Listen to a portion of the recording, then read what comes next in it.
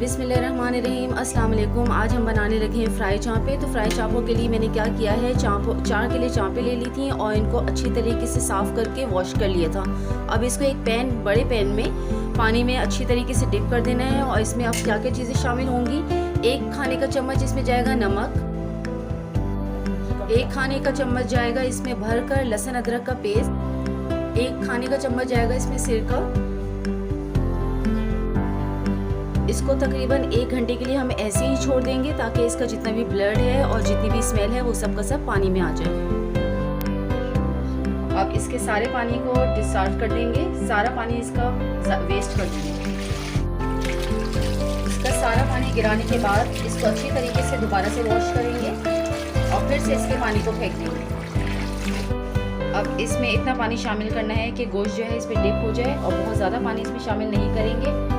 अब इसमें जो जो चीज़ें चाहिए, 1 खाने का चम्मच भर के मैंने इसमें नमक शामिल किया है, लहसुन अदरक का पेस्ट तकरीबन 1 खाने का चम्मच।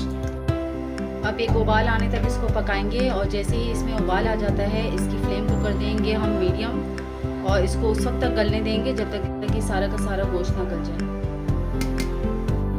देखें इसमें एक उबाल आ चुका है। अब इसको हम पकने के लिए रख देंगे उस वक्त तक जब तक इसका गोश्त ना गल जाए और तकरीबन आग जो है इतनी होनी चाहिए कि इस तरह से ये पकना शुरू हो जाए, मीडियम फ्लेम पर, ना बहुत ज़्यादा हाई ना बहुत ज़्यादा स्लो। चाँपों को इस वक्त पकते हुए तकरीबन 1 घंटा हो चुका है। अब जितना भी इसके अंदर पानी है वो सारा का सारा मैं इसी के अंदर खुश्क कर दूंगी तेज़ आंच में। देखिए चाँपें इस वक्त पूरी गल चुकी हैं और इसमें जितना भी पानी है वो सब का सब इसी में ही हम ड्राई कर लेंगे तेज़ आंच में, ठीक है। और इसमें बिल्कुल भी चम्मच नहीं चलाएंगे, एक कपड़े की मदद से इसको यूं ही हिलाकर पूरा इसको खुश्क करेंगे जितना भी इसमें पानी है। और इसमें जितना भी ऑयल है वो सिर्फ इसके अपने चाँपों का ऑयल है, इसमें कोई भी ऑयल ऐड नहीं किया है। देखिए इसका पानी बिल्कुल खुश्क हो चुका है। फ्लेम को कर देंगे हम ऑफ।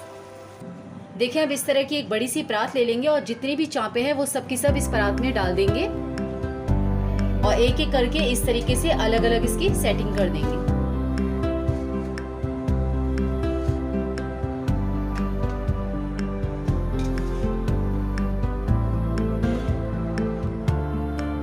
और ये काम उस वक्त करेंगे जब बिल्कुल इस वक्त गरम गरम उतरती हुई चाँपें हो, ठंडी नहीं करनी इनको बिल्कुल भी, क्योंकि इसमें मसाला लगेगा।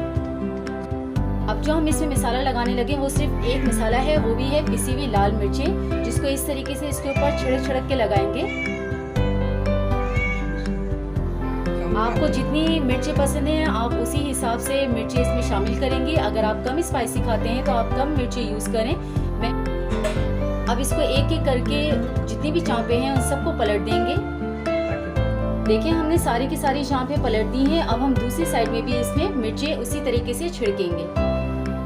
देखें दूसरी साइड में भी मिर्चें तकरीबन लग चुकी हैं। अब 1 घंटा तकरीबन इसको यूं ही लगा रहने दें और फिर जब आपको फ्राई करनी हो तो इसका प्रोसेस अलग है फ्राई करने का। अब एक बॉल में 4 अदद अंडों को फेंट देंगे।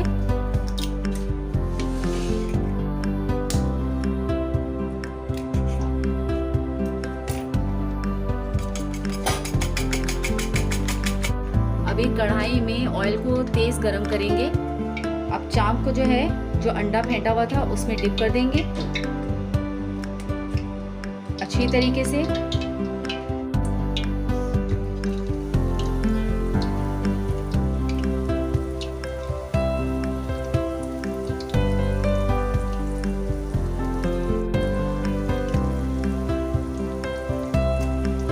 और इसको तकरीबन गोल्डन ब्राउन होने तक नॉर्मल टेम्परेचर में फ्राई करेंगे अच्छी तरीके से।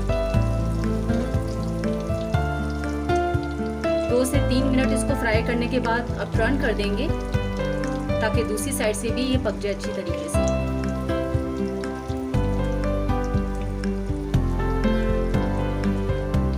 दोनों साइडें ब्राउन करने के बाद अच्छी तरीके से इसको एक टिश्यू पेपर में निकाल देंगे। गर्मा गर्म चाँपें फ्राई हो चुकी हैं और ये ज़बरदस्त बनके तैयार होती हैं। इसका जायका जो है वो बिल्कुल हटकर होता है दूसरी चाँपों से, क्योंकि उसमें मसाला बहुत ज़्यादा लगा हुआ होता है, लेकिन ये आपको बहुत ज़्यादा फ्लेवर में मिलेगा। आप इसको किसी भी केचप और इमली की चटनी के साथ इसको सर्व करके खा सकते हैं। गर्मा गर्म चपाती, नान या शीमा जिसके साथ आपको पसंद हो उसके साथ आप खा सकते हैं। ये बहुत ही ज़बरदस्त बन के तैयार होती है। इसकी रेसिपी मुझसे तकरीबन सभी पूछते हैं, तो आज मैंने इसीलिए इसको अपलोड कर दी है। आप इसको मेरे स्टाइल में ज़रूर ट्राई करिएगा।